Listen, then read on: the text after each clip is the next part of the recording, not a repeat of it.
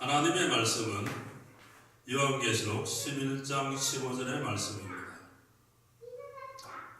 요한계시록 11장 15절의 말씀입니다.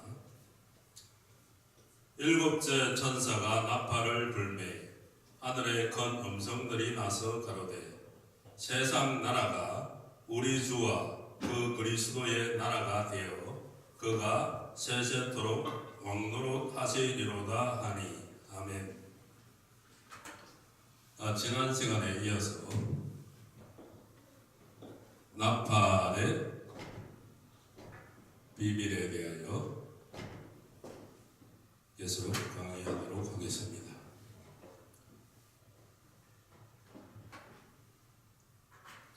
하나님의 역사는 알파와 오메가의 역사이며 처음과 나중의 역사이며 시작과 끝의 역사입니다. 하나님께서 시작하시고 끝부분도 하나님께서 마치시는 것입니다.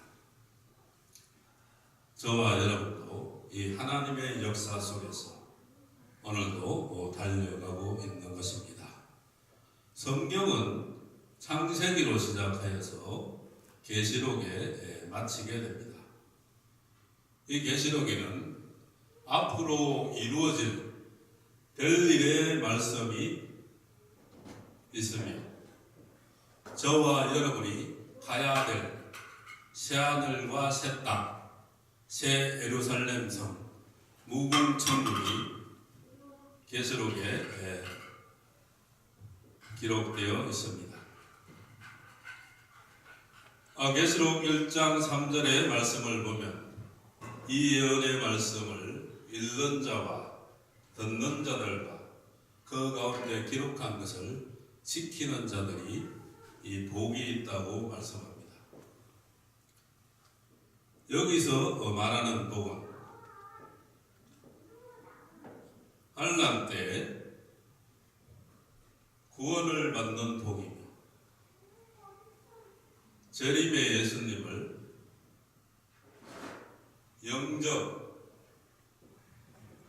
영접하는 복이며 심판에 참여하는 복이며 네 번째로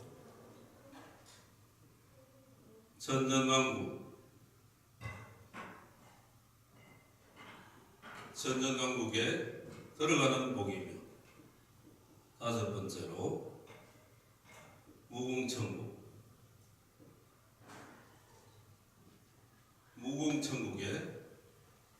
들어가는 복입니다. 계시록에는 이렇게 복에 대한 말씀인데요. 그런데 많은 사람들이 이 계시록의 말씀을 등한시하거나 아직금도 외면하는 안타까운 모습들을 보게 되는 것입니다. 성경의 역사는 7시대로 나누어 볼 수가 있는데 첫째는 양심시대. 양심시대는 개인적인 종교이죠. 두 번째로는 언약시대. 언약시대는 가족적인 종교입니다. 세 번째, 율법시대. 네 번째, 은혜시대. 다섯 번째, 환란시대. 여섯 번째, 천년 안식시대. 일곱 번째, 영원한 무궁시대. 이렇게 7가지로 나누어 볼 수가 있는데요. 양심시대는 아담, 하와 때부터 노아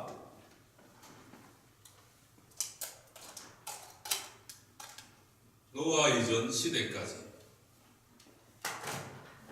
시대까지를 양심시대라고 말씀드릴 수 있으며 언약시대는 노아, 아브라함 때부터 모세 이전 시대까지를 언약 시대로 말씀드릴 수가 있습니다. 율법 시대는 모세 시대부터 세례 요한, 예수님 이전 시대까지가 율법 시대이며, 은혜 시대는 예수님 시대부터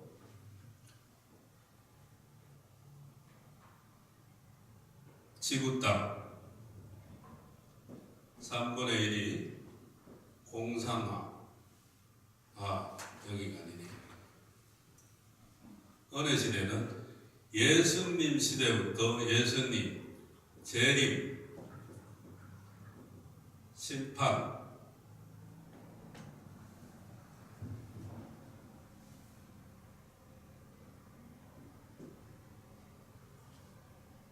국가세, 환란 시대는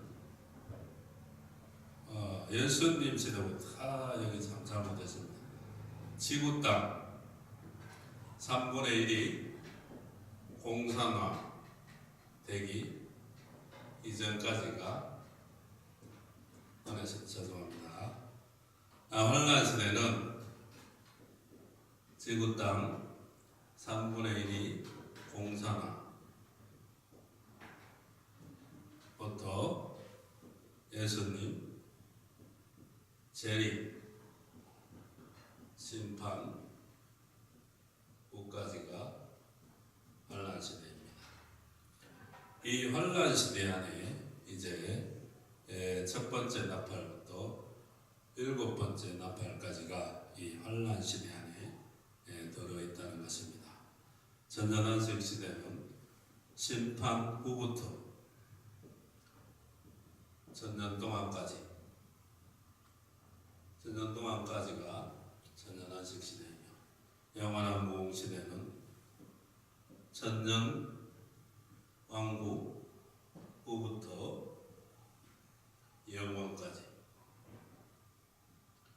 영원까지를 영원한 무궁 시대, 이렇게 시대를 일곱 시대 이렇게 구분을 할 수가 있습니다. 그러면 계시록에 들어가서 계시록의 이 계시 구분에 대하여 한번 살펴보도록 하겠습니다. 계시 구분. 계시록 1장서부터 4장까지가 서론적인 계시입니다. 계시록 5장부터 7장까지가 목록적인 계시에 해당되며, 계시록 8장부터 14장까지가 본론적인 계시에 해당되며, 계시록 15장부터 19장까지 여기가 본론적인 계시를 다시 한번 반복하는 이 반복적인 계시입니다.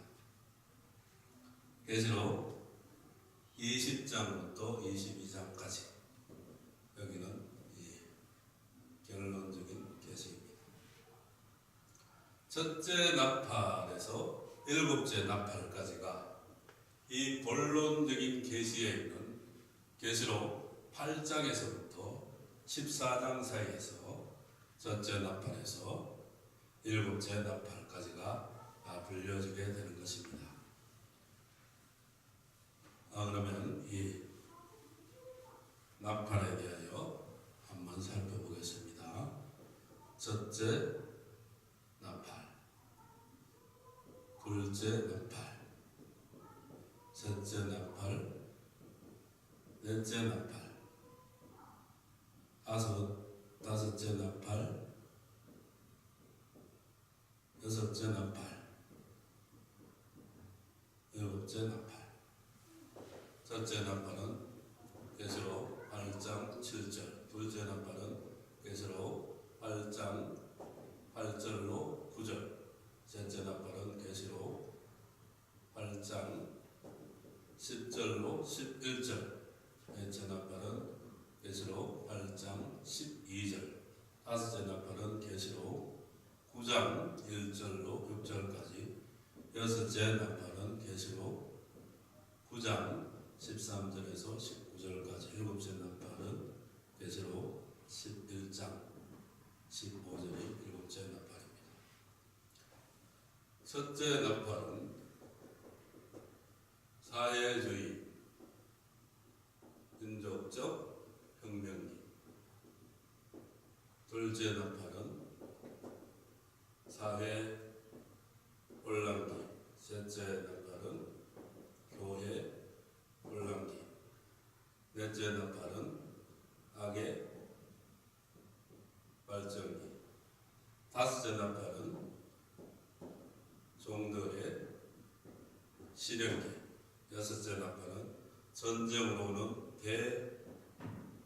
대환란기. 일곱째 나팔은 진노의 일곱 대접 재앙 후에 세상 나라가 그리스도의 나라 천년왕국으로 이어지는 것이 일곱째 나팔입니다. 첫째 나팔 불무로 말미암아서 이 환란 시대가 시작되며 지구 땅 3분의 1이 이 공산화가 이루어진다는 것입니다.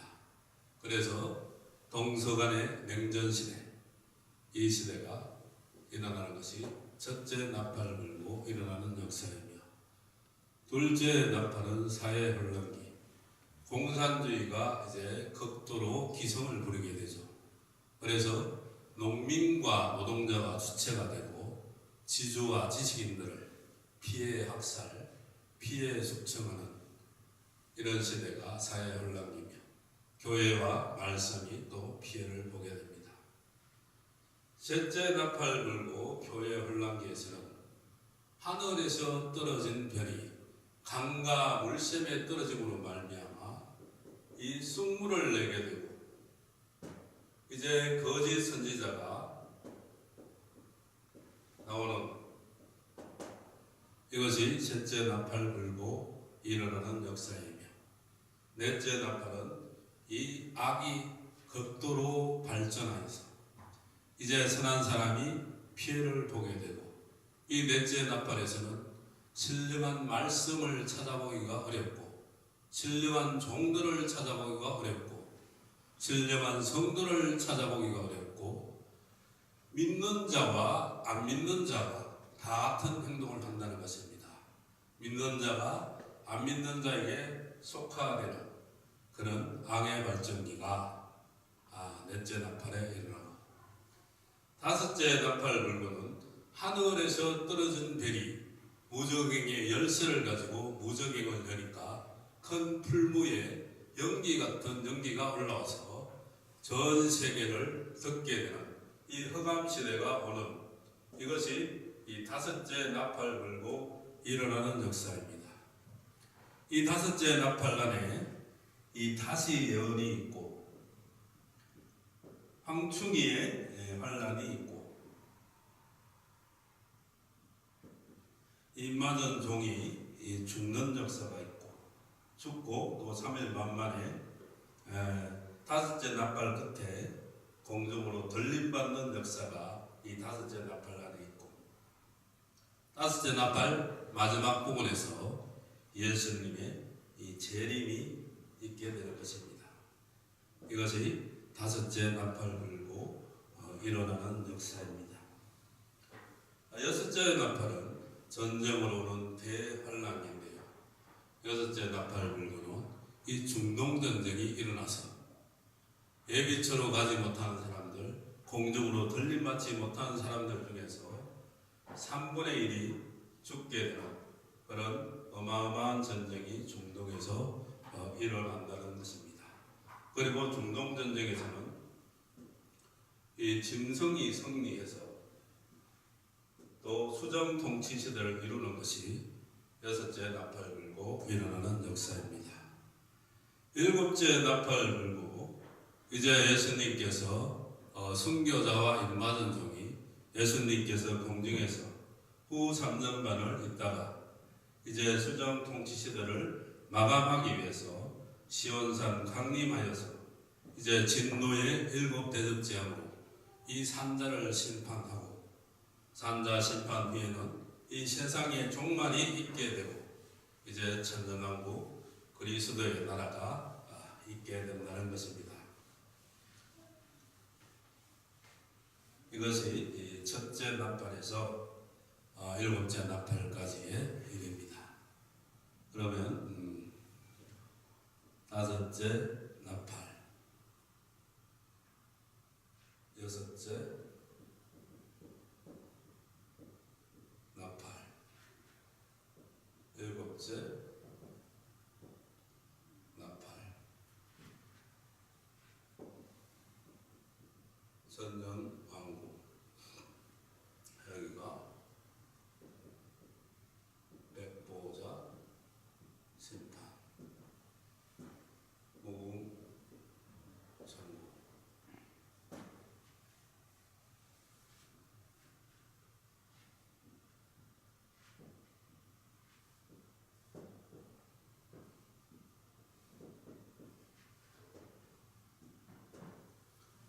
남원, 불못, 지옥. 용은 천년 동안 무적이 갇히니까 무적에. 여기는 음부. 천년왕국에는 사랑하시는 성도들의 진이 있습니다. 7째 나팔 불고는 진노의 7 대접 재앙. 여기가 산자의 심판이죠. 6째 나팔 불고는 바로 중동전쟁이 일어나죠. 그리고 중동전쟁에서 짐승이 성기에는 짐승이 통치하는 시대, 수정 통치 시대. 5째 나팔 불고 5째 나팔 끝에 예수님이 이제 공중 재림하시. 공중 재림을 기준으로 앞에 3년 반을 전 3년 반이라고 그러죠. 5째 나팔 불고 흑암이 올라오니까 이 흑암 시대가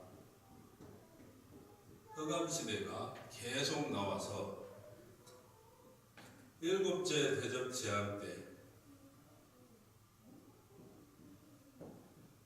여기 6번째 대접 재앙 아마겟돈 전쟁 때 용을 잡아서 무정행에 던져 잠금으로 말미암아 이때까지 흑암 시대가 쭉 이어오는 것입니다.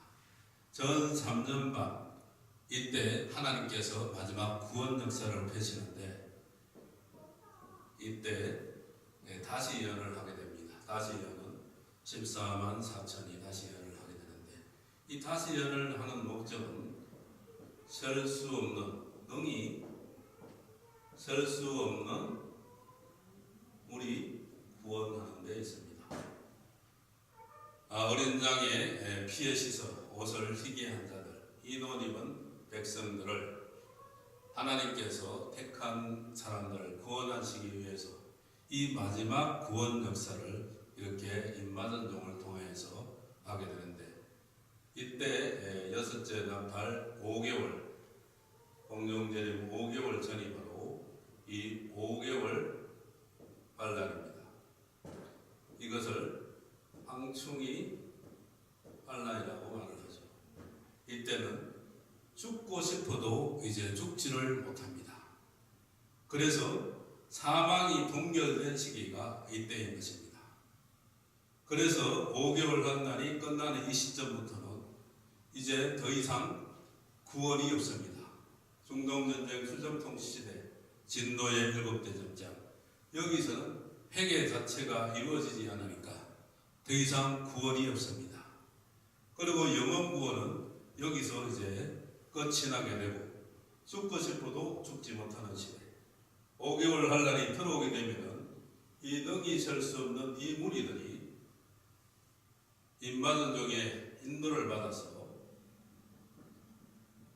외비처로 인도함을 받아서 중동전쟁과 수정통치 시대를 외비처에서 피하게 됩니다. 이 백성들이 진노의 일곱 대접 제한되는 하나님이 길을 인도하시는 보호처에서 또 피하게 됩니다. 이 백성들이 천년왕국 때는 이 성도들의 진에 들어와서 살게 되는 것이죠.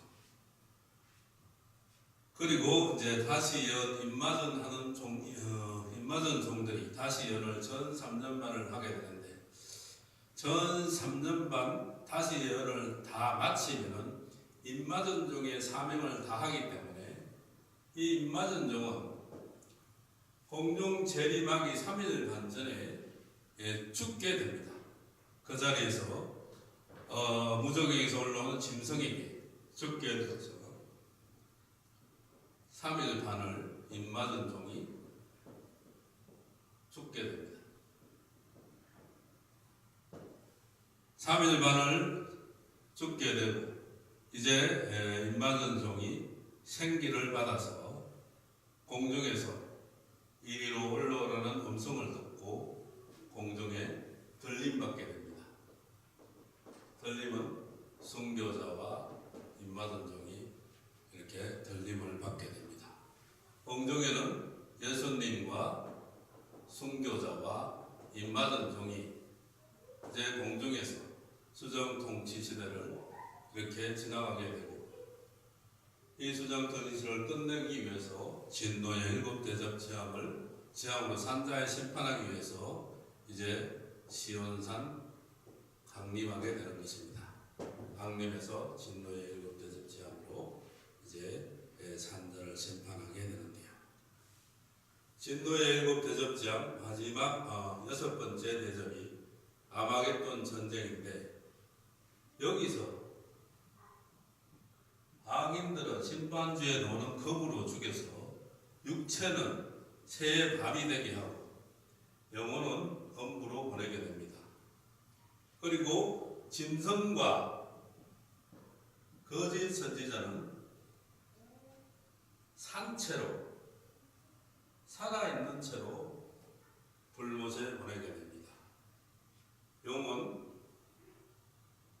무적행위에 던져서 잠그게 되는 이런 일들이 일어나게 되고, 용은 천년왕국이 이제 천년이 무적행위에서 지나게 되면 잠시 동안 놓이게 되는데, 그것은 성도들의 진에 있는 이 백성을 미혹하기 위해서 잠시 노임을 받게 되는데, 그 미혹받은 백성의 자녀가 바로 이 곡과 마곡이라고 합니다. 그래서 미혹받은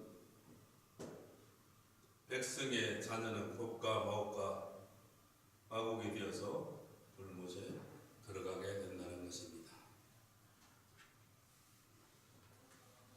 이제 조금 더 자세하게 한번 살펴보도록 하겠습니다.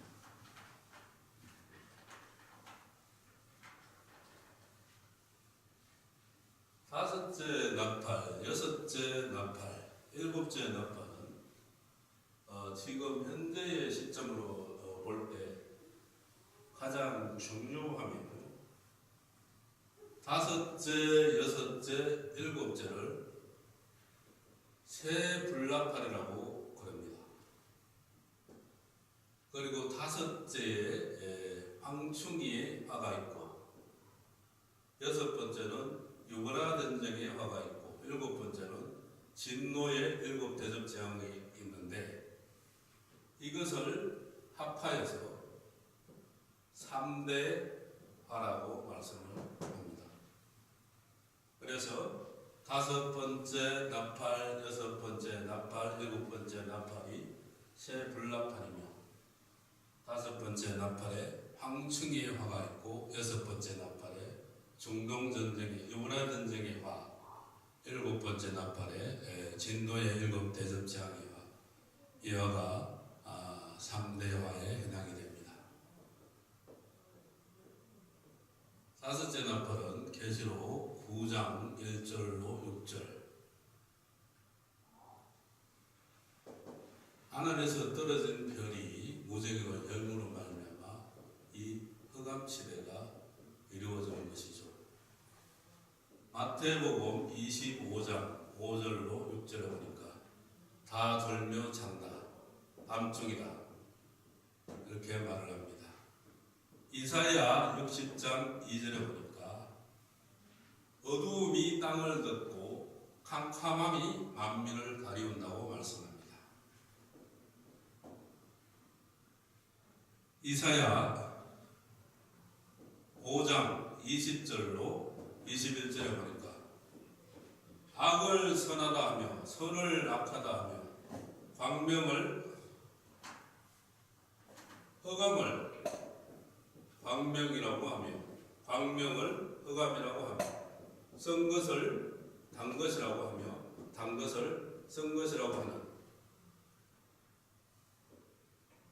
그런 이 흑암 시대가 이루어지는데, 이 다섯째 나팔 불고는 졸며 자는 시대, 영적 분별력이 상실하는 이 시대인 것입니다.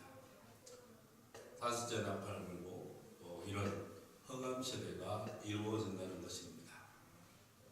이 흑암 시대 중에서 하나님은 마지막 구원의 역사, 그것을 이루기 위해서 다시 예언을 하게 되는데요.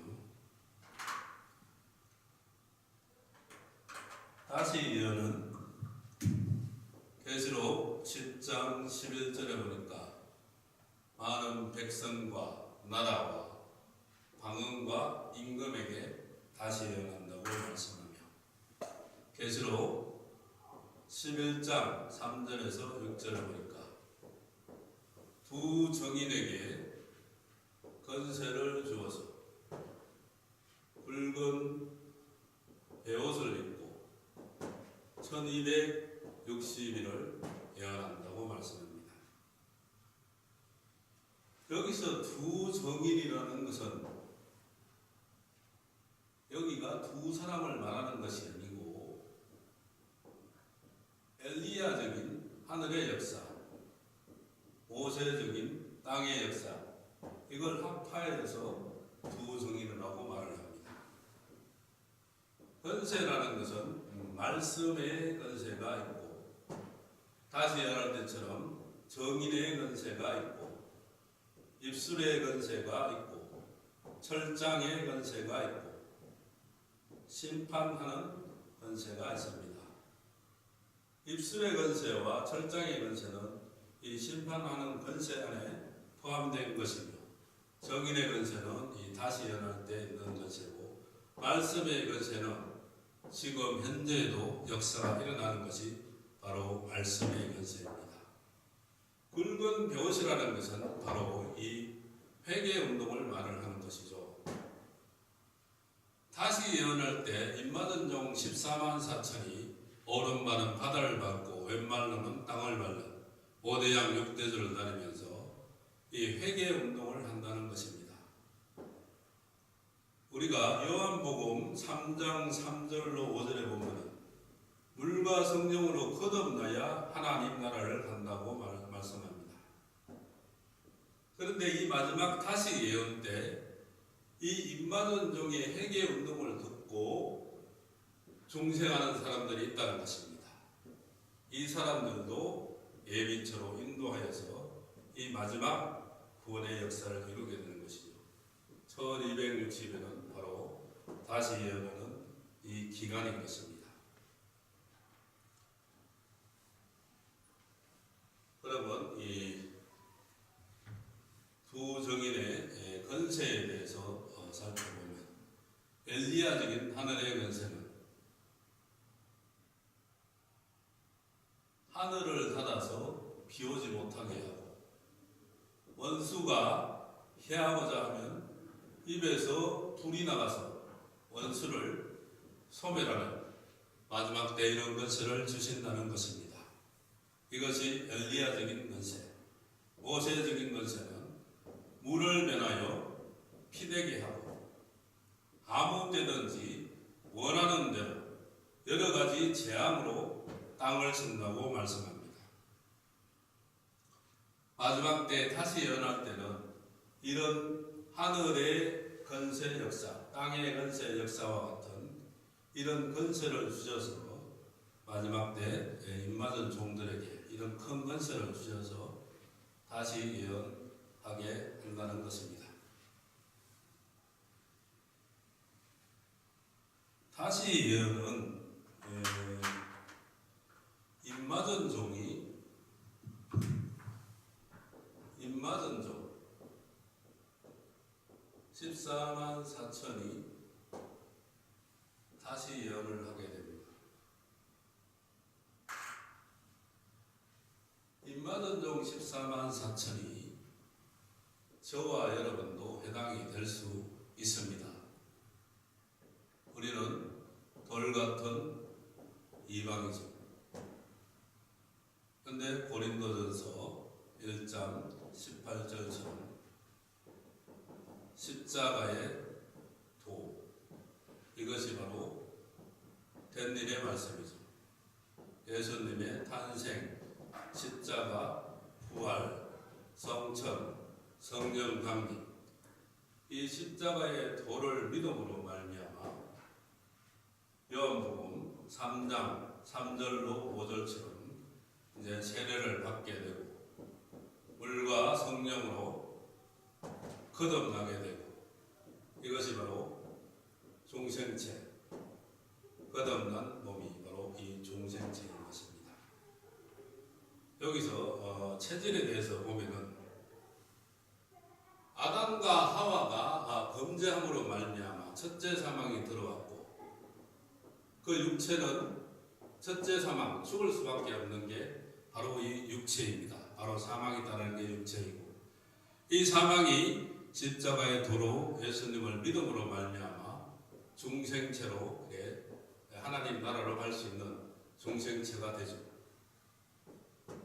중생체가 된 사람들이 이 들림받는 체질은 변화체가 되어야 되는 것이고, 들림받는 체질에서 순교자는 이 부활체가 되어야 되는 것이죠. 변화체가 되어서 천년왕국에 들어갈 때는 이 성화체가 됩니다. 성화체는 거룩한 몸이 되는 것이죠. 성화체가 되었다가 이제 무궁천국에 있을 때는 이 영생체가 된다는 것입니다.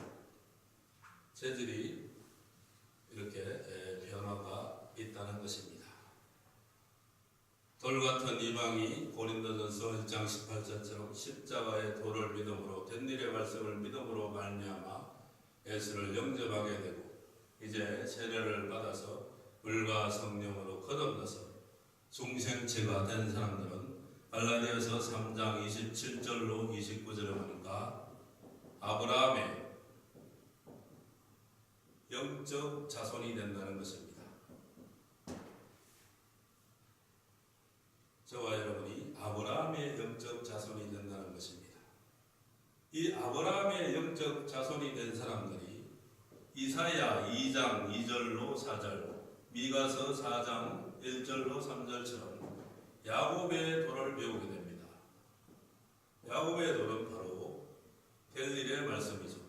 환난, 재림, 심판, 천년왕국, 무궁천국, 이런 될 일의 말씀을 배우게 됨으로 말미암아 이제 이사야 14장 1절처럼 야곱 족속에 가입이 됩니다. 될 일의 말씀을 배움으로 야곱 족속에 가입이 됨으로 말미암아 이제 이사야 44장 5절처럼 자칭 야곱이 된다는 것입니다. 자칭 야곱이 바로 저와 여러분이 될 수 있는 동방 야곱, 바로 이 영적인 야곱이 된다는 것입니다. 이것이 바로 영적인 이스라엘이 되는 이 진리입니다. 이렇게 됨으로 말미암아 홀같은 이방인 저와 여러분이 영적인 야곱, 영적인 이스라엘이 되어서 14만 4천 한 사람 한 사람 영적 이스라엘이 모여서 14만 4천이 되어서 이제 다시 예언하게 된다는 것입니다. 다시 예언을 하게 되고 이제 재림을 기준으로 5개월 전이 5개월 환란, 황충이 환란이죠.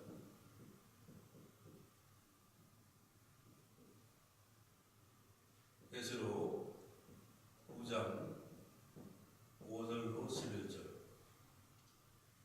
황충이는 이사야 33장 4절에 노량물을 모으는 사람, 이것이 악한 사람. 예레미야 51장 14절에 소리 지르는 사람, 독한 사람. 그래서 황충이가 악하고 독한 사람이 이 황충인 것입니다. 이 5개월 환란 때에는 사망이 동결된 시기입니다. 정갈이 쏘는 것처럼 괴롭다고 말씀했죠.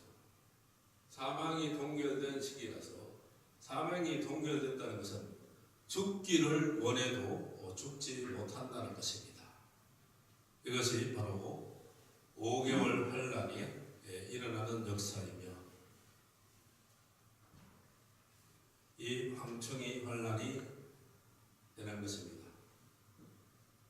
이 5개월 환란이 있게 되면 임마전종에 다시 예언하는 이 다시 예언함으로 말미암아 이 능히 설 수 없는 무리들,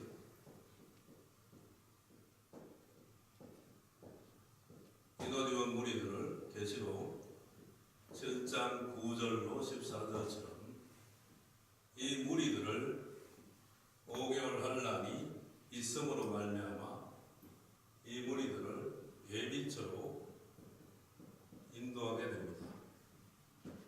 이 예비처는 계시록 12장 6절 하나님께서 예비하신 곳이 있더라. 계시록 12장 13절로 16절 그 뱀의 낯을 피하여 한 때와 두 때와 반 때를 강력받는다. 이 예비처로 옴으로 말미암아서 바로 이 중동전쟁과 수정통치 시대 이 3년반을 이 백성들은 이 피하게 된다는 것입니다.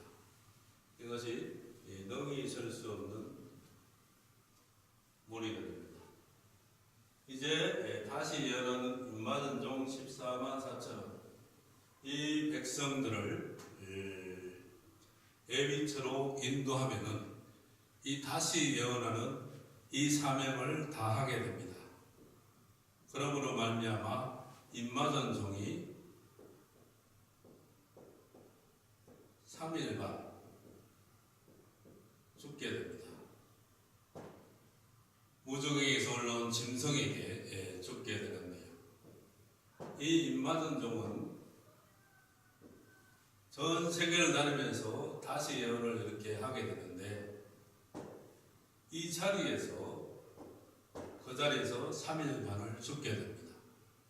이 임마전종이 죽음으로 말미암아 믿고 죽는 자가 가는 곳, 바로 이 낙원으로 3일 반 동안 가게 되겠죠. 누가복음 23장 42절로 43절. 낙원은 믿고 죽은 자의 영혼들이 있는 것이 낙원이죠. 이 낙원에는 순교자도 낙원에 있는데 계시록 6장 9절로 11절에 보니까 이 순교자는 호소 기도를 하는데 두 가지를 기도합니다. 땅을 심판해 달라고 기도하며 우리들의 핏값을 갚아달라고 기도합니다. 그랬더니 주께서 흰 두루마기를 주시며 잠시 동안 기다리라고 말씀합니다. 너희 동무 종들이 올 때까지 순교자의 수가 찰 때까지 기다리라고 말씀하는데, 입맞은 종 14만 4천이 다시 예언을 마침으로 말미암아 죽게 됨으로 말미암아 14만 4천이 순교함으로 말미암아 이 순교자의 수가 찬다는 것입니다. 순교자의 수가 차게 되니까 이제 공중 재림을 기준으로 이제 3일 반 후에 입맞은 종은 계시록 11장 12절처럼 생기가 들어가서 일어나게 되고, 이 순교자와 입맞은 종이 이제 들림을 받게 됩니다.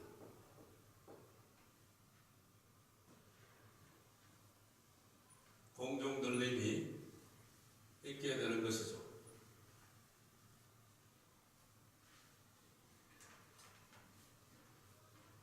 계시록 11장 12절에 보면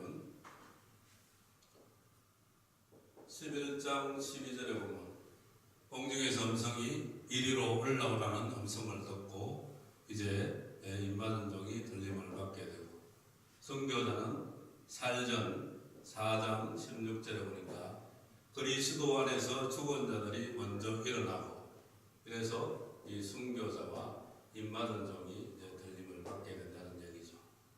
이사야 26장 19절도 보니까 이 상반절에는 주의 죽은 자들은 살아나고, 순교자를 말하는 것이죠. 중반절에는 우리의 시체들은 일어나리다, 입맞은 종을 말하는 거죠. 그래서 순교자와 입맞은 종이 이제 공중으로 들림받게 됩니다. 고린도전서 15장 51절로 54절에 보면 입맞은 종은 이 변화체가 되어서 들림받는다고 말씀합니다. 4장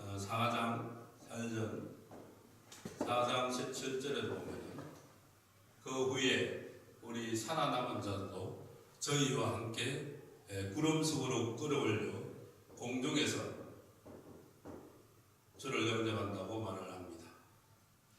히브리서 11장 35절에는 더 좋은 부활이 있다고 말씀합니다. 여기서 입맞은 종과 순교자, 이 순교자들이 여기서 부활하는 것이 바로 이 첫째 부활에 해당된다는 것입니다. 전체 부활은 백보자 심판 때, 그때 낙원에 있던 영혼들, 음부에 있던 영혼들이 살아나는 것이, 이 부활하는 것이 바로 이 전체 부활입니다.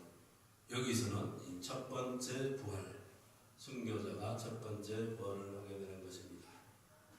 이제 재림을 기준으로 재림은 살전 4장 16절에 보니까 주께서 오렘과 천사장의 소리와 하나님의 나팔로 친히 하늘로 쫓아 강림한다고 말씀합니다.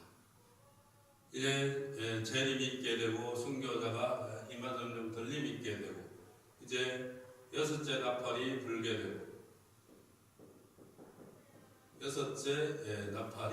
되고, 이제 중동전쟁이 일어나게 됩니다. 예수님의 재림과 순교자 입맞은 종의 들림과 여섯째 나팔이 불려지는 것과 중동전쟁이 일어나는 것, 이 네 가지 사건이 동시에 일어나는 사건입니다. 여섯째 나팔 불고 중동전쟁은 유브라데 강가에서 일어나는데요. 계시록 9장 13절로 19절. 중동전쟁은 에비처로 피하지 못한 사람들과 그리고 공중에 들림받지 못한 사람들 중에 3분의 1이 죽게 됩니다. 그리고 지구 땅 10분의 1이 초토화가 됩니다. 지금 전쟁도 핵을 무장하는데, 이때도 바로 핵폭탄, 세균탄, 가스탄 이걸로 말미암아 많은 사람들이 죽게 된다는 것이죠. 군대의 수가 2만만이라고 했으니 2만 곱하기 만을 하면은 군대가 동원된 수가 2억이라는 얘기입니다. 이 유가라데 전쟁으로 말미암아 이 유가라데 전쟁이 또 3대 화중의 둘째 화에 해당하는 말씀이며 거년 월 일시에 일어난다고 말합니다. 정한 때에 이 유가라데 중동 전쟁이 일어난다는 것입니다.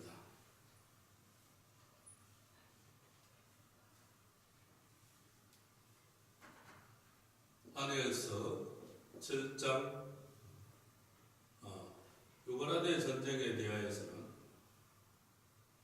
계시록 9장 13절에서 19절, 다니엘서 11장 27절, 다니엘서 11장 40절로 43절, 이사야 33장 7절로 8절, 이사야 33장 11절로 12절에 보면은 다니엘서 11장 27절은 두 왕이 한 밥상에서 서로 거짓말을 하고 있다고 말을 합니다. 다니엘서 11장 40절로 43절은 남방왕이 북방왕을 먼저 찔러서 전쟁을 일으킨다고 말합니다. 이사야 33장 7절로 8절은 대적이 조약을 파하고 평화의 사신이 설피운다고 말씀합니다. 이사야 33장 11절로 12절에는 이 호흡이 불이 된다고 말합니다. 민족들이 불에 굽는 횃돌 같다고 말씀합니다. 이 전쟁으로 말미암아 민족들이 불에 굽는 횃돌 같다는 것은 민족이 통째로 사라질 수도 있는 그런 어마어마한 전쟁이라는 것입니다. 그리고 나무를 매듯이 베어서 불에 사르는 가시나무 같다. 이사야 33장 11절로 12절은 이렇게 말씀을 하고 있다는 것입니다. 이것이 유가라데 전쟁이며 중동 전쟁. 이 전쟁에서는 북방왕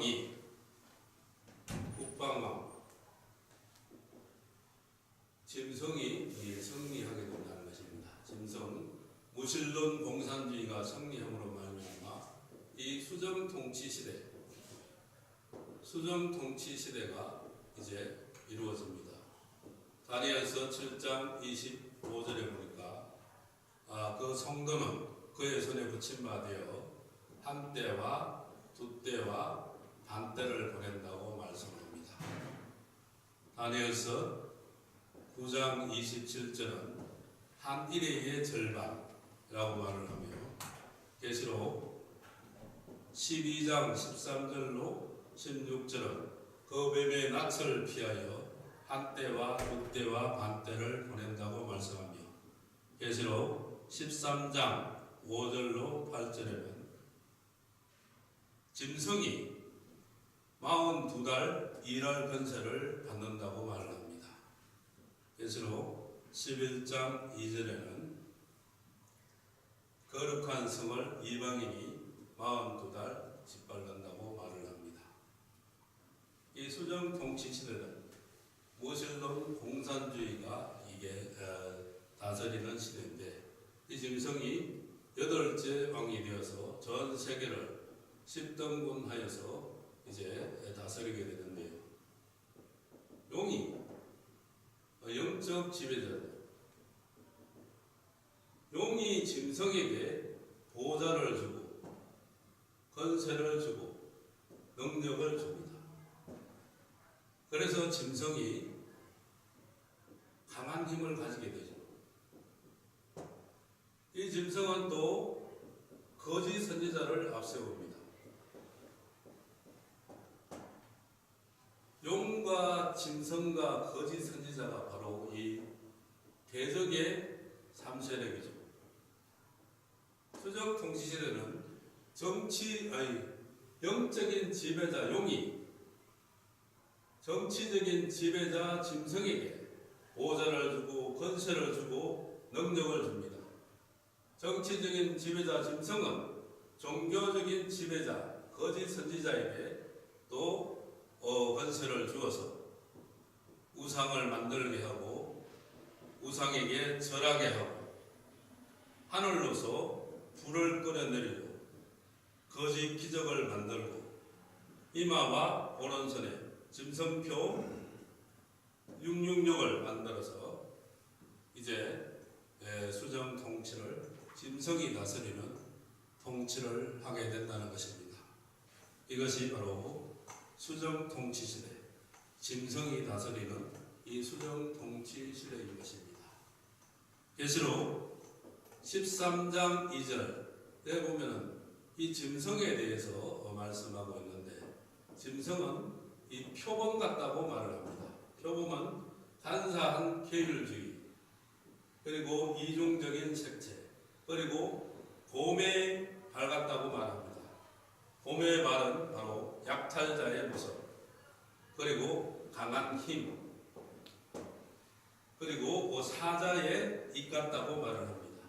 짐승이 사자의 입은 자기 몸에 몇 배나 되는 것을 물고 진드길 수 있는 그것이 바로 이 사자의 입입니다. 사자의 입이라는 것은 바로 이 무자비한 공산주의, 가장 강력한 짐승들, 이 셋을 합한 것처럼 이렇게 역사하는 것이 바로 짐승, 무슬림, 공산주의가 됩니다. 이 짐승이 중동 전쟁에서 이김으로 말미암아 이 수정 통치를 하게 되는 것이죠. 이제 수정 통치가 이렇게 하게 되면은 예수님과 순교자와 임마전종이 시온산 방림하게 됩니다. 여러분, 수정 통치 시대를 끝내기 위해서 진노의 7 대접 재앙을 하기 위해서 시온산 방림하는데, 계시록 14장 1절에 보니까 어린 양이 시온산에 섰고 그와 함께 14만 4천도 섰는데라고 말씀합니다. 그러면 예수님이 당연히 14만 4천을 시온산에 데리고 같이 강림한다는 얘기죠. 순교자도 데살로니가전서 4장 14절에 보니까 예수 안에서 죽은 자들도 하나님이 저와 함께 데리고 오시리라. 그래서 임마전종과 순교자들이 시온산 강림 때 바로 이 하늘의 군대가 되어서 예수님과 함께 심판에 참여하는 종이 된다는 것입니다. 시온산 강림에 대한 말씀을 보면 이사야 66장 15절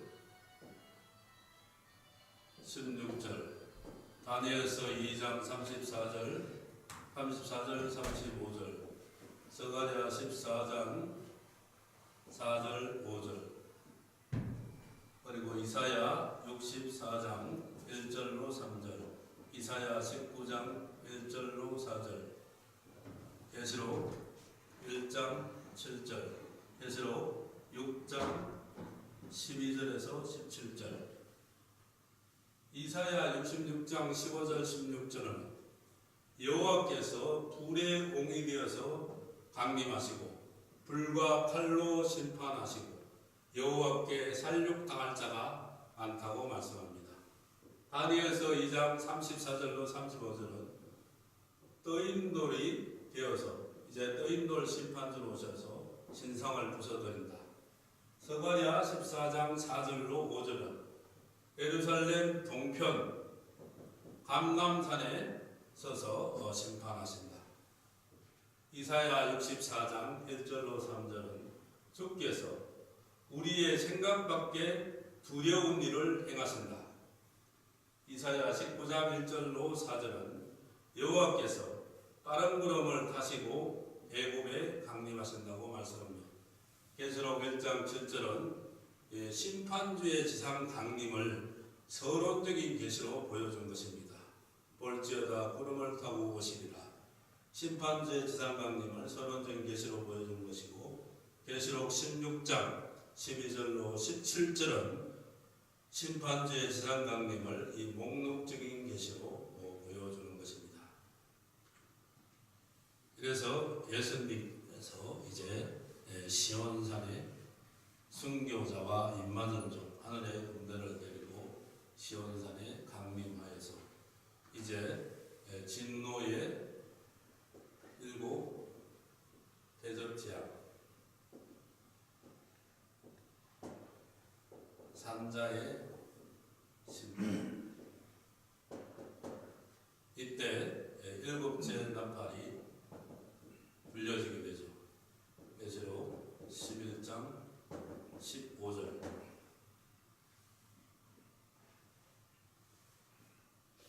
진노의 일곱 대접 제한은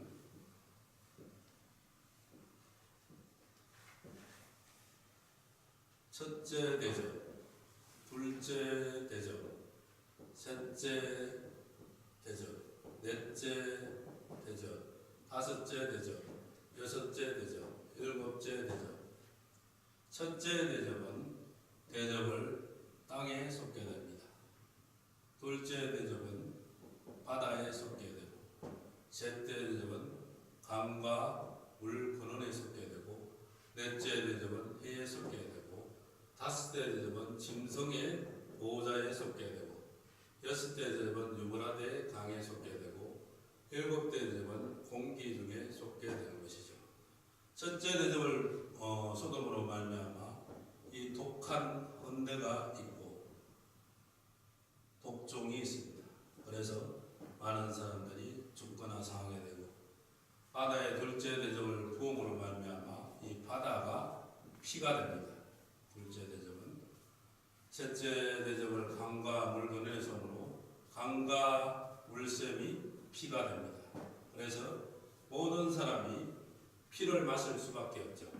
출애굽 때도 나일강에 피로 물들이는 그런 역사가 있었죠. 넷째 대접을 해 소돔으로 말미암아 해 근세가 일어나서 이제 태워서 죽이는 역사가 일어나고, 다섯째 대접을 짐승의 보좌의 소돔으로 말미암아 이제 캄캄한 흑암으로 말미암아 고통과 괴로움이 따르고, 여섯째 대접을 유브라데 강에 쏟아서 이제 용과 짐승과 거짓 선지자가 임금과 악인들을 아마겟돈이라는 데로 불러 모아게 되고, 이제 여섯째 대접을 쏟고 아마겟돈 전쟁이 일어나는 것이, 이것이 인류 최후의 전쟁이고, 일곱째 대접은 우박과 지진이 일어나는데, 우박이 이 중수가 한 달란트 40kg가 된다는 것이고, 이 진노의 일곱 대접 제왕을 끝으로 이제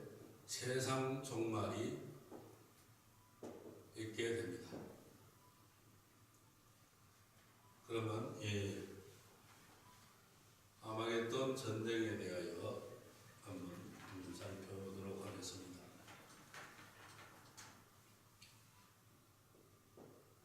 아마겟돈 전쟁은 계시록 16장 12절로 16절, 용과 짐승과 거짓 선지자가 한편이 되고, 예수님과 순교자 임마전종이 한편이 됩니다. 이 용과 짐승과 거짓 선지자의 새 더러운 영이 아마겟돈으로 임금과 악인들을 불러 모아서 아마겟돈 전쟁이 일어나는데, 이것이 바로 최후의 전쟁입니다. 지금까지 심령전쟁, 하늘전쟁, 민족전쟁, 유브라데 전쟁, 마지막 이 아마겟돈 전쟁, 인류 최후의 전쟁이며, 바로 이 영육 간의 전쟁, 영육전쟁이라고 말씀드릴 수가 있습니다. 이 아마겟돈 전쟁 때 이제 예수님께서 산자를 심판하시는데, 용은 계시록 22장 1절로 3절에 보니까 무적에게 천년 동안 던져서 임봉한다고 말씀합니다. 우리가 용을 살펴보면은 용은 이 영적인 지배자, 수정통치시대였죠. 용에 대한 이 예언으로는 이사야 27장 1절에 보니까 비오야다를 벌하시며 바다에 있는 용을 죽이시리라고 예언하고 있으며, 에베소서 2장 2절에 보니까 공중 권세를 잡고 있는 것이 용이며, 계시록 12장 10절에 보니까 참소하는 것이 용이며, 계시록 12장 7절로 9절에 보니까 공중에서 용이 이제 그의 사자들과 함께 땅으로 쫓겨가는 그런 일이 일어나죠. 그래서 땅으로 쫓겨난 용이 이제 영적인 지배자가 되어서 수정 통치 시대 때 짐승에게 권세를 주고, 아마겟돈 전쟁 때 이 계시록 20장 1절로 3절처럼 무적행으로 가게 되는 것이죠. 천년 동안 무적행으로 천년 동안 임몽되어 갇혀있던 용이 계시록 20장 7절로 8절에 보니까 잠시 동안 이게 놓이게 되는데, 이때 천전왕국 백성들이 낳은 자녀들을 미혹하게 되는데, 그것이 바로 곡과 마곡이라고 그랬는데요. 이 곡과 마곡을 미혹해서 이제 용과 곡과 마곡은 계시록 20장 10절에 보면 이제 영원히 골못으로 가는 것이 이 용의 최후입니다. 그러면 짐승과 거짓 선지자, 짐승과 거짓 선지자가 얼마나 악행이 심했으면 짐승과 거짓 선지자들을 산채로 유황 불묻는 곳에 던진다고 말합니다. 불문. 계시록 19장 19절로 20절. 엘리야와 에녹은 살아있는 채로 하늘로 들림을 받았다면, 이 짐승과 거짓 선지자는 원래 악인이 죽으면 엄부에 갔다가 백보자 심판 때 전체 부활을 해서 백보자 심판을 거친 후에 불못에 가는 것이 맞는데, 짐승과 거짓 선지자의 악행이 심함으로 이 살아있는 채로 불못에 집어넣는다는 것입니다. 그리고 악인, 여섯 대를 불고 이제 악인을 심판하는데요. 악인의 최후는 심판대에 검으로 놓는 검으로 악인을 죽이게 되고, 그 죽은 시체를 공중에 새들에게 주는데, 이것을 하나님의 큰 잔치라고 말을 합니다. 악인을 죽여서 공중에 새밥으로 주는 것을 하나님의 큰 잔치라고 말을 합니다. 악인의 육체는 공중에 새밥이 되고, 새가 배불릴 정도로 먹게 되는 새밥이 되고, 영혼은 악인은 엄부로 가게 되죠. 계시록 19장 17절로 18절 21절. 아마겟돈 전쟁 때 이렇게 용과 짐승과 거짓 선지자 그리고 악인들을 심판한다는 것입니다. 그러면 아까 예비처에서 이제 진노의 일곱 대접지한테는 보호처로 옮기게 되는데요. 보호처는 계시록 15장 2절로 4절에 보니까 보호처에서는 육이 구원을 받아서 모세의 노래를 부르고, 영이 구원을 받아서 어린 양의 노래를 부른다고 말을 합니다. 이쪽으로 피하지 못한 사람들은 유고라대 전쟁, 수정통치시대, 진노의 일곱 대접지향 이렇게 고통을 당하는 반면에, 하나님이 친히 인도하시는 예비하신 예비처로 갔다가 다시 진노의 7 대접 재앙 때 이 보호처에 온 백성들은 육이 구원을 받아서 모세의 노래를 부르고 영이 구원을 받아서 어린 양의 노래를 부른다고 말을 합니다. 이 보호처에 대한 예언으로는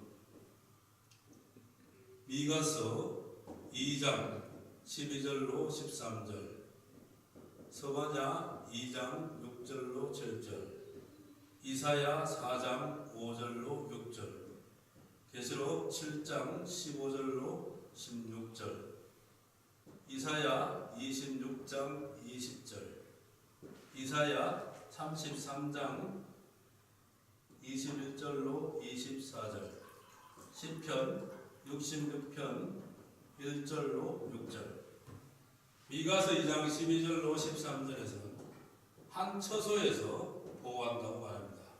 서바냐 2장 6절로 7절은 해변가 아스볼론 장막에서 보호한다고 말합니다. 이사야 4장 5절로 6절은 천막을 덮어서 보호한다고 말합니다. 계시록 15장 16절은 장막을 쳐서 보호한다고 말합니다. 이사야 26장 20절은 밀실에서 보호한다는 것입니다. 이사야 33장 21절로 24절은 강과 하수를 돌림같이 보호한다는 것이며, 시편 66편 1절에서 6절은 신육지를 만들어서 신육지 보호를 한다는 것입니다. 여기가 바로 이 보호체에 대한 이 예언인 것입니다. 이제 진노의 7 대접 재앙이 끝나고 이제 천년왕국이 있게 됩니다. 천년왕국은 바로 이 땅에서 천년 동안 에덴 동산이 회복되는 것이 천년왕국입니다. 천년왕국에는 사랑하시는 성이 있고 성도들의 진으로 나뉘어져 있습니다. 사랑하시는 성은 예수님, 순교자, 임받은 종이 사랑하시는 성에 있게 되는데, 순교자, 임받은 종은 제사장과 왕권을 가지고 성도들의 전위에 있는 백성들을 왕권을 가지고 다스리고 살게 되는 것이요. 사랑하시는 성은 계시록 20장 9절에 보니까 사랑하시는 성과 성도들의 전이 있다는 것이며, 계시록 20장 4절로 6절에 보니까 순교자와 임맞은 종이 1000년 동안 제사장과 왕권을 가지고 천년왕국에서 산다는 것입니다. 이사야 62장 1절에서 5절을 보니까 이 천년왕국이 헵시바, 뿔라의 사랑이 있다는 것입니다. 헵시바 뿔라의 사랑이라는 것은 바로 하늘과 땅이 결혼하는 사랑, 신랑이 신부를 맞이하여서 기뻐한 같은 그런 사랑이라는 것입니다. 이 사랑하시는 성에는 예수님이 함께 사니 이제 더 이상 믿음이 필요 없고, 예수님이 함께 있으니 이제 소망이 필요 없고 오직 사랑만이 남는, 그래서 믿음, 소망, 사랑, 그 중에 저희는 사랑만이 남는 것이 사랑하시는 성이며, 성도들의 지은 임받은 종의 인도를 받아서 예비처로 갔다가 예비처에서 중동전쟁과 수정통치를 피하고 보호처에서 진노의 7 대접장을 피하고 이 백성들이 성도들의 진에 들어와서 사는데요. 계시록 20장 9절에는 성도들의 진이 있다는 말씀이며, 이사야 65장 21절로 25절에 보니까 이 성도들의 진은 천연왕국에서 가옥을 건축하고 포도원을 재배하고 열매를 먹는다고 되어 있습니다. 그래서 천년왕국 백성들은 자녀를 낳으면서 천년 동안 이 땅에서 살게 되는 것이요. 이것이 이 에덴 회복인 것입니다. 이 천연왕국을 살펴보면은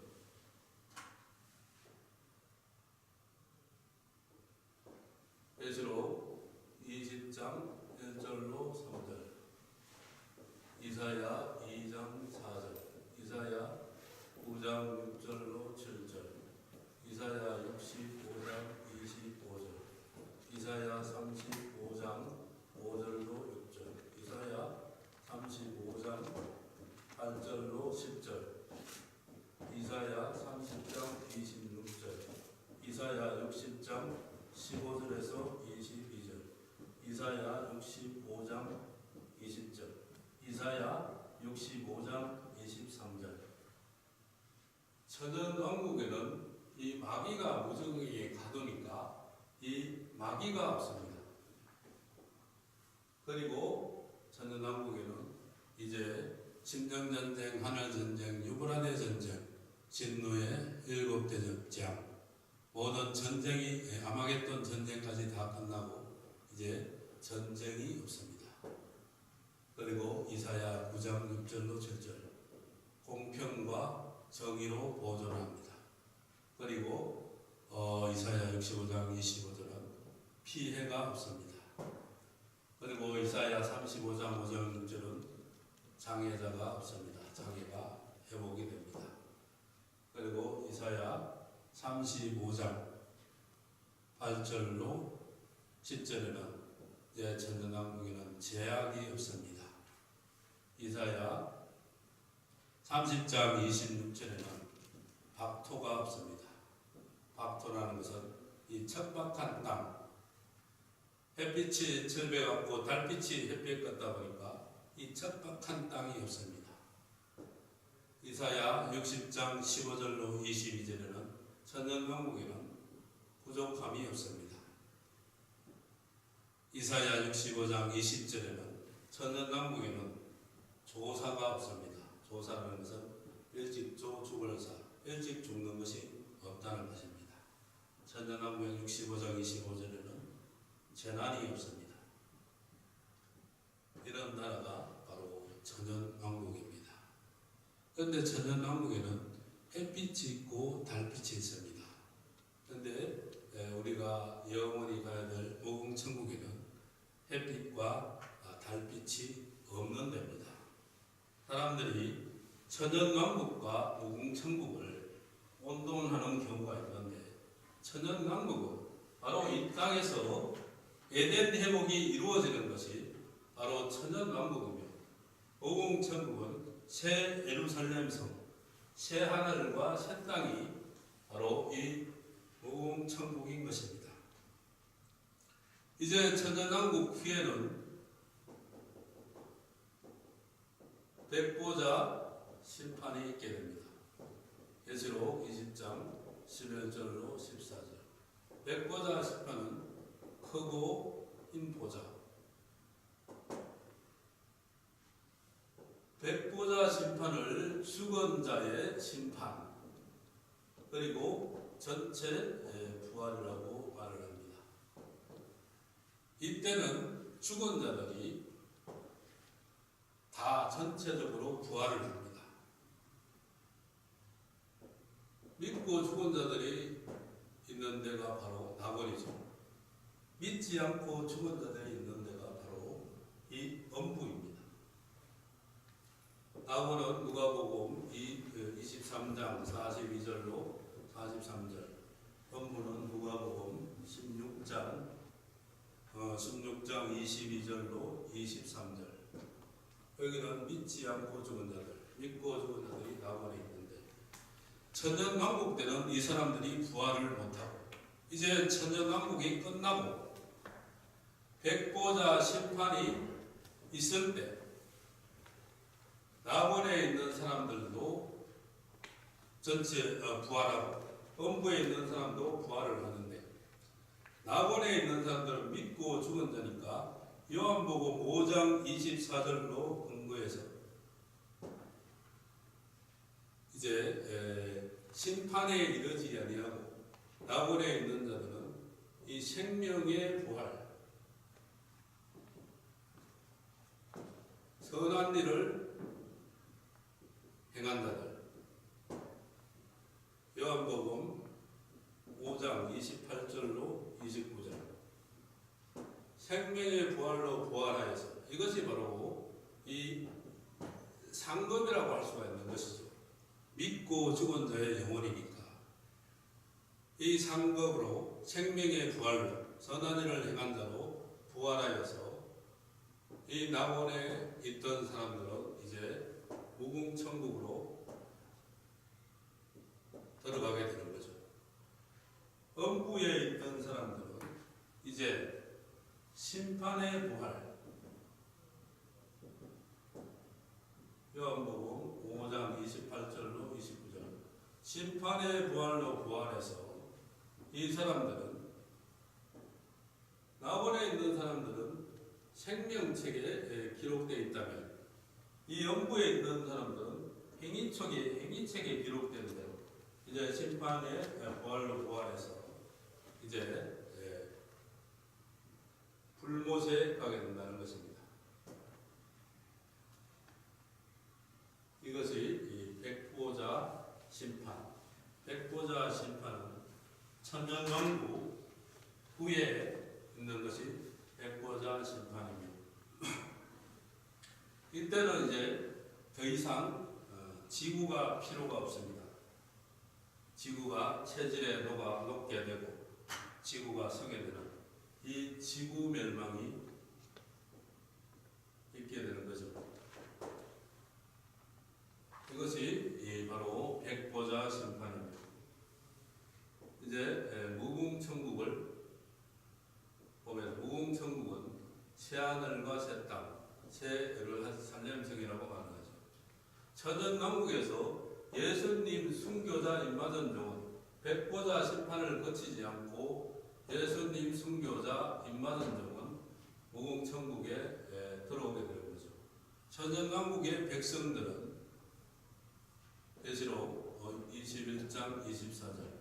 천연왕국의 백성들은 백보자 심판을 거치지 않고 백성과 자녀들이 계시록 21장 26절에 보니까 무궁천국에 들어오게 됩니다. 그리고 믿고 죽은 자들이 백보자 심판대 생명의 부활로 해서 믿고 죽은 자들. 무궁천국에는 예수님 순교자 임마전종 백성이 낳은 천연왕국 백성이 낳은 자녀들, 믿고 죽은 자의 영혼들이 있는 것이 바로 이 무궁천국인 것입니다. 무궁천국을 보면은 계시록 21장 10절로 11절, 계시록 21장 12절로 13절, 계시록 21장 14절로 16절, 계시록 21장 17절에서 20절, 계시록 21장 21절, 계시록 21장 22절, 계시록 21장 23절, 계시록 21장 24절, 계시록 21장 26절, 계시록 21장 27절. 무궁천국 새 예루살렘 성은 보석 같고 수정 같다고 말을 합니다. 새 예루살렘 성은, 그리고 동서남부 그 사면에 문이 3개 있다고 말합니다. 이 문에는 12지파의 족장들의 이름이 있고, 이 문마다 천사가 있게 되죠. 그리고 계시록 21장 14절에서 16절에 보면 새 예루살렘 성은 정사각 육면체라는 것입니다. 정사각 육면체를 보면은 바로 이런 모양이 정사각 육면체인 것입니다. 새 예루살렘 성은 정사각 육면체죠. 그러니까 천연왕국하고는 차이가 있다는 것입니다. 계시록 21장 17절로 20절에 보니까 새 예루살렘 성은 정금으로 되어 있다고 말합니다. 21장 21절은 12문이 진주로 되어 있다고 말을 합니다. 계시록 21장 22절은 새 예루살렘 성은 이제 하나님을 대면하고 사니까 성전이 없습니다. 21장 23절은 새 예루살렘 성은 해와 달이 없습니다. 21장 24절은 새 예루살렘 성은 여기는 땅의 왕권을 가지고 순교자와 임마전동이 들어간다는 얘기며 21장 26절은 이 천연왕국 백성들이 이 무궁천국에 제한을과 새 땅에 들어간다는 얘기며 21장 27절은 생명책에 기록된 자만이 무궁천국에 들어간다는 것입니다. 이것이 이 무궁천국입니다. 무궁천국과 천연왕국은 이렇게 조금 차이가 있습니다. 그리고 곡과 마국은 천연왕국이 낳은 천연왕국에서 백성들이 천년 동안 살면서 이제 자녀를 낳게 되는데요. 용이 1000년 동안 무정이 갇혀 있다가 잠시 노임을 받을 때 이 자녀들을 미혹하게 됩니다. 그래서 이 미혹받은 자녀가 바로 이 곡과 마곡인 것입니다. 용은 계시록 20장 7절로 8절에 잠시 노임을 받게 되고 이 곡과 마곡은 용과 곡과 마곡은 이제 곡과 마곡이 불목 지옥에 가게 되는 것이죠. 계시록 20장 10절. 그리고 믿지 않고 죽은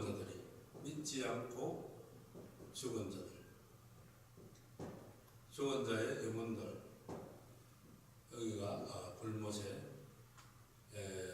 백보자 심판 때 전체 부활해서 불못에 들어가게 되고 짐승과 거짓 선지자는 아마겟돈 전쟁 때 산채로 불못에 들어오게 되는 거죠.